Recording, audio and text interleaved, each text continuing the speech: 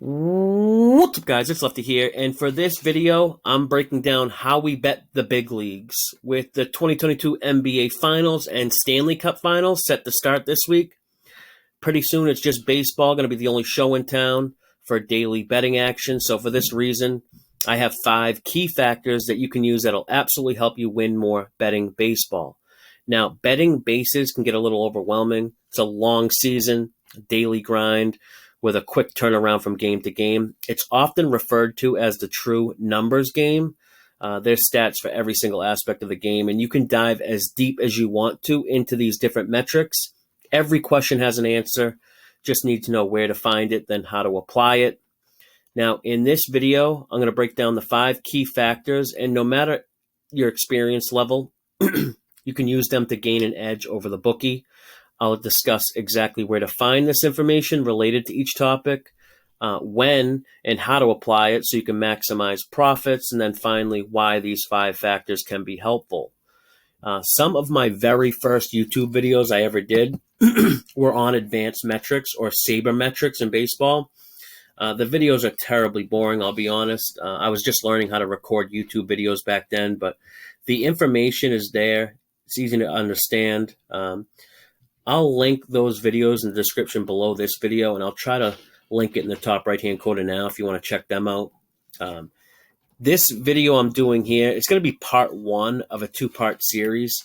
I figured breaking it down into 2 videos will be easier to digest, and it won't be just 1 hour-long video. Now, with these 5 factors, they're in no particular order because no single factor outweighs one more than the other. The idea is you want to consider all of them when attempting to confirm a play. With baseball, there's just too many games and betting opportunities every day. You don't want to just settle and force a bet on a game, that doesn't meet all the requirements. In other words, make sure when you pull the trigger on a bet that all the factors you consider in your game selection process are aligned. You got to be selective. The margins are just so small in baseball. The difference between winning and losses are even smaller. One error, one bad call from the ump, one gust of wind. It's all it takes for a win to turn into a loss. We've all been there. So we want to be perfect with the things we can control as bettors. Now, for each of these factors listed on the screen, I'm going to explain in detail how we can apply them to our handicapping. I'm going to include the different websites to find the information, and then you can kind of form your own research process for game selection. If you're betting on any serious level, you should all have an established game selection process or some form of checklist. And when you find a situation where you can check all the boxes off that checklist process, then you have enough to make a bet. Your game selection process shouldn't be scrolling through social media looking for the opinion of other people. Especially if those opinions are, given without any reasoning. I have some videos on my channel here discussing my handicapping process, and you can check those out, but really there's no right or wrong way to handicap a game. The important thing is you want to just have some sort of process, and, hopefully after watching this video, you can use some of the information here to apply to your process or use it to establish a process. But enough wasting time. Let's hop right into part 1 of this 2-part video. And the first topic up is park factors. Ever heard someone say that's a hitter's ballpark or that's a pitcher-friendly ballpark? Well, park factor determines this. Baseball is unique in the sense that, each team has different stadium features. In football, basketball, and hockey, each team has their own stadium or arena, but the field or court itself is exactly the same length and width. In baseball, every stadium is different, and park factors lets us know how these differences impact certain aspects of the game. There's several different elements that go into each stadium's park factor rating, which ultimately makes a ballpark better for hitters or pitchers, and I'll discuss some of these key factors. Now, the structure or dimensions of a stadium can make a significant difference. Some stadiums have short porches down the left or right field line. Yankee Stadium's well known for their short right field wall, which benefits power hitting lefty batters. And if you look on the screen here at center field, The deepest center field in the league by a long shot is Minute Maid Park, where the Astros play. It's 436 feet, which happens to be 46 feet longer than the shortest center field wall at Fenway Park. Now, that's a big difference. A well-hit ball could be a home run in one park and then a fly ball out in another. Fenway Park is very unique with several like hitter-friendly features outside of the famous Green Monster. Directly down the right field foul line, it's only 302 feet. That's the shortest in the league. Now, growing up in Boston and being a lifelong Red Sox fan, I've seen more than a few home run balls hit down that right field line at Pesky's pole. A lot of those home runs, could have been routine fly ball outs in any other park. Newly inducted Hall of Famer Big Papi David Ortiz, great left-handed hitter. He's had his fair share of home runs at Fenway, but I once saw him hit a broken bat home run down the right field line. I mean, it had no business being a home run. It's a benefit the Red Sox have, played with by playing most of their games in such a hitter-friendly ballpark. Now, not all teams want a hitter-friendly environment. Camden Yards, where the Baltimore Orioles play, it's been a launching pad for home runs, for baseballs, I should say, the last 5 years. It's had the most home runs by a long shot, actually. 1,140 homers have been hit at Camden Yards since 2018. So it really came as no surprise that they made some park adjustments before this 2022 season started. They changed the left field dimensions and wall size, pushing it back. I think they pushed it back something like 30 feet. They raised the wall from 7 feet to 12 feet. So this will absolutely suppress home runs. In the last 5 seasons, there were 196 home runs that wouldn't have been home runs now if hit during these new park changes. These changes are definitely going to impact right-handed batters at Camden Yards. I guess you can expect something like 50 less home runs per season at Camden now. But also, a drop-off in home runs doesn't automatically translate into a drop-off in run production, because moving the fence back also means it's going to be more outfield territory for the outfields to cover, more space for balls to find a gap. Park factor ratings will calculate this all out. It's pretty obvious the impact structure of the stadium has, but the layout and design of a field can make a big difference as well. And a good example of this is where the Oakland A's play at the Coliseum.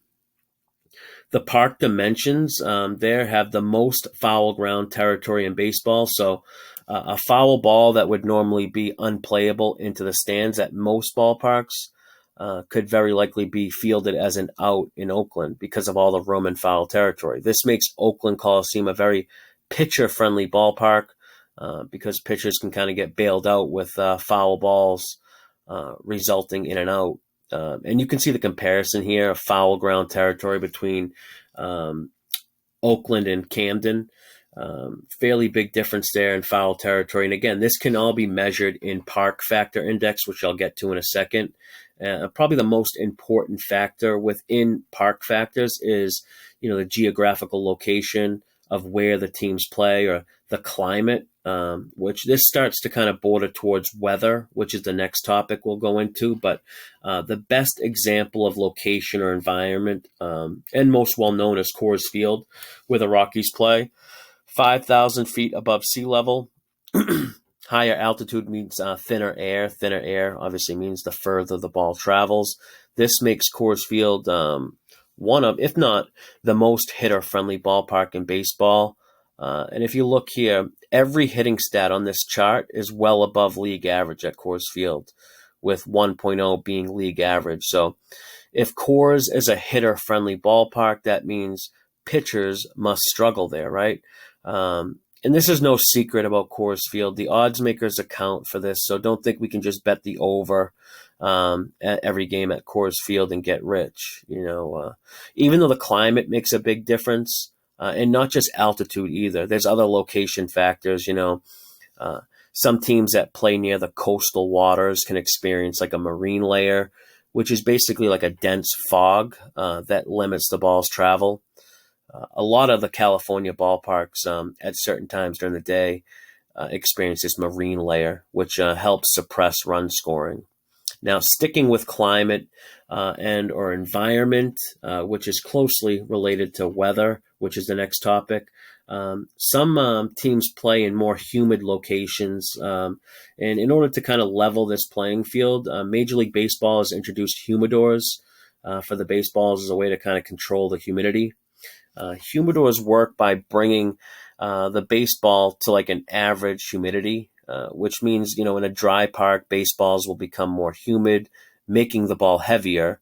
Than in humid parks, however, humidity will dry out the baseball, making them lighter in the humid parks. The past few years, only a few teams stored balls in their humidors to control the humidity, but it looks like this year every stadium has humidors now that they keep the balls in.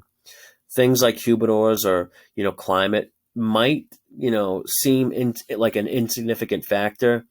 But in baseball, with so many games and so many at bats and pitches thrown, at even the smallest factor can be magnified, over the course of a season. And so it's helpful to be aware of things like this. Now, all these elements I just discussed, structure of stadium, dimension of the field, climate, all that stuff is calculated or factored into park factors. Park factor determines, on some level of accuracy if a ballpark is hitter friendly or pitcher friendly. Now, some sites calculate park factors differently, but for the most part, they find an average and then it's compared to the performance at other ballparks. The park factor rating on the screen here that you see, it's from Baseball Savant. They use 100 as an average, meaning there's no major difference at that park if it's 100. Red will highlight an increase in hitter production at that park, so no surprise to see Coors Field near the top there. Some might be surprised to see Great America Ballpark where the Reds play at the top. Now, ESPN does their own version of park factors, and you'll notice they have slightly different ratings for teams. It's because they use a different calculation. They both have Great America Ballpark as the top run-producing park in the league, but the way they calculate if it's a hitter-friendly or pitcher-friendly park is ESPN does it by comparing teams' performances just at home versus on the road. But park factors is a metric that's very easily obtainable, and it's helpful. I'll link the sites below in the description for park factors. But now remember, park factor by itself isn't enough to give you an edge over the books. But we can start to add other factors like, for example, let's say a hitter-friendly ballpark like Coors Field with the wind blowing out, which brings me to my next topic I'm going to discuss with weather. Weather, can have a significant impact on all outdoor sports, really. Football, golf, even like auto racing, and of course baseball. But when we think of weather, wind is probably the first thing that comes to mind.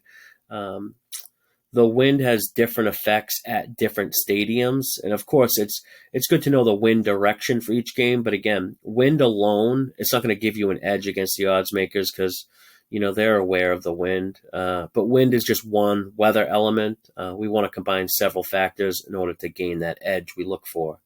Like I talked about in park factors, let's say we have a pitcher-friendly ballpark like Petco where the Padres play. And the wind is blowing in from center field. That's when we might start to get somewhere or start to create an edge. But we always want to add more. Now, some of you from the Discord community are probably familiar with a popular betting system I've used in the past and posted a couple times called Wrigley Field Unders. Solid system, hitting close to 66% win rate, just over 25% ROI. Now, betting the under in Chicago Cubs home games during the daytime with the wind blowing in from the outfield. That's pretty much the system. The first key factor is that it's not crazy for there to be 20-mile-per-hour winds at Wrigley Field, in the dimensions of the park help as well because it has the deepest left and right field line in baseball. I think it's 355 down the left field line. Now, on average, most parks are around 330 down the lines, but you combine that with the design of Wrigley Field. There's nothing blocking the wind really at Wrigley. The outfield grandstands are low. It kind of forms like a natural like wind tunnel from the outfield. The other key factor helping this under system is it just being during the daytime. Hitters struggle with kind of the glare from the sun, and picking the ball up out of the pitcher's arm is difficult. And Wrigley isn't the only park where batters, have trouble during day games. Nationals Park, where the Nats play, comes to mind, has shadows between home plate and the pitcher's mound that make it tough on hitters. And Fenway Park, too, during the daytime, hitters can have trouble seeing the ball coming out of the pitcher's arm because of the contrast and backdrop during the day.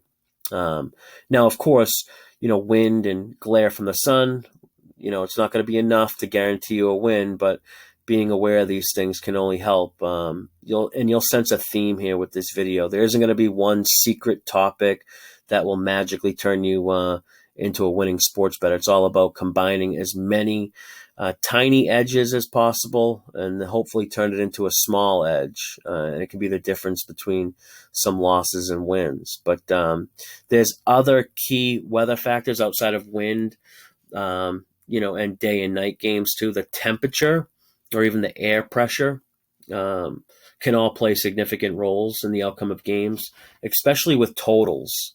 Wind is probably the biggest single weather factor. I believe it's 1 mile per hour of wind equals 3 feet in distance. That's like kind of the rule of thumb. The warmer the weather helps hitting too. Every year around May and June, the average run production increases league-wide, and this is directly related to the warmer weather months. I believe it's 10-degree increase in temperature equals 1% increase in hitting distance.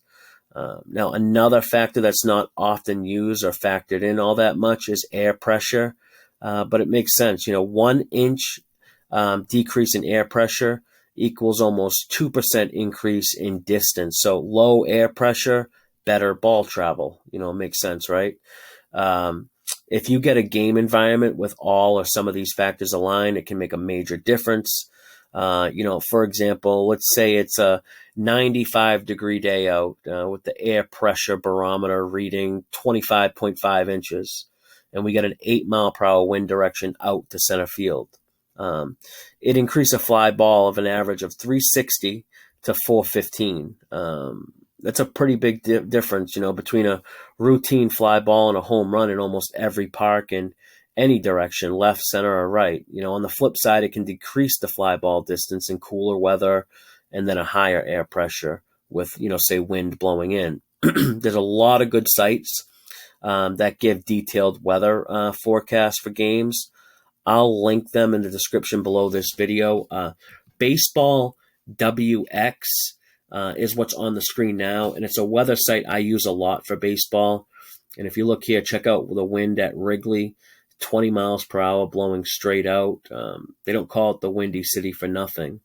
But the odds makers absolutely factored this into the total. The total's listed at 11.5. This game was actually game 1 of a Memorial Day doubleheader between the Brewers and Cubs. This is Swish Analytics weather report page for game 2 of that doubleheader. Both games were played under similar conditions with the wind blowing out. The wind and temperature dropped a little bit in game 2 at night. Game 1, the total was 11.5. They scored 13 runs, so it went over. They had 5 home runs. And then in game 2, the total was 10.5, but they only scored 4 runs. But they also left like 13 runners on base and only went like 1 for 9 with hitters hitting with runners in scoring position. So there's one other weather-related topic I want to get into that I really like. It's called VMI. This video is already going a little longer than I expected, so I'll go through this briefly. If anyone wants to kind of go look further into it, they can. Or maybe we can discuss more about it in the Discord community, because I really like this metric. In previous years, a site called Daily Baseball Data was pretty much the best site for weather, in my opinion. They also get credited for, I believe, developing their own metric, and it's called VMI. It stands for Visual Memory Index, and you can still find this information available on baseballvmi.com. And this metric's really cool. The best way I can describe it is with an example that I think I read on Daily Baseball Data. It said if you pick up a hammer and try to bang a nail, you might miss the first couple attempts, but as you keep trying, you'll get more accurate over time. Now, in terms of baseball, a hitter can get more familiar over time. And the same goes for a hitter, in baseball in regards to seeing the pitchers better. The different environments of a ballpark can affect the movement on a pitch. In other words, the same exact pitch can have different movement from the mound to home plate in different stadiums or climates. So a visual memory index is formed for players and teams when playing in certain conditions or locations. And what's really interesting here is VMI can measure these differences from location to location. So let's say a team just played a bunch of games at home, then they go play a game in a much different environment. The team's first game in a different environment after being familiar with another one would give them a negative VMI rating, or basically a play against spot for that team. As a team, or player gets adjusted to a new environment, the VMI rating will change. It might take a game or two for the VMI to adjust, but VMI tracks each team and then each player over a certain number of games and the location the hitters played within, factoring everything like altitude, air pressure, temperature, humidity, air density. It takes all that into account. A plus rating means it's an advantage spot. A negative rating would mean the team is playing at a disadvantage. So the closer to 0 would mean there's no significant differences. If you look to the right on the screen under YTD, the yearly to date total, team like Boston, they have a negative 32.5 VMI, which means they've played in some really difficult or extreme environments. And it makes sense, too. At this point in the season, in Boston, the weather's just starting to warm up now. And there were some really cold days early in the season. So this definitely impacted their year-to-date VMI rating. The website, Baseball VMI, it breaks it down by American League and National League, then daily VMI, and then year to date. And like I said in the intro, you can dive as deep as you want to in these numbers, but my goal here really in this video is to give you some general factors to apply. How deep you go is, pretty much up to you. Not everyone is betting sports full time. They have a life outside of betting, which is fine. But betting sports is technically a financial investment. So if you think you're going to win money without putting any time or effort into it, you'll be mistaken. It's just like anything else in this world. You're going to get what you put in. There's no shortcuts, unfortunately. And if there was, someone would have already figured them out by now. But that is going to do it for part 1 of the MLB betting tips video. Stay tuned for part 2. I'm going to go over umps, handiness splits, and then schedule and travel. Hope I didn't bore anybody too bad. And hopefully this was helpful. But I will see you on the next one.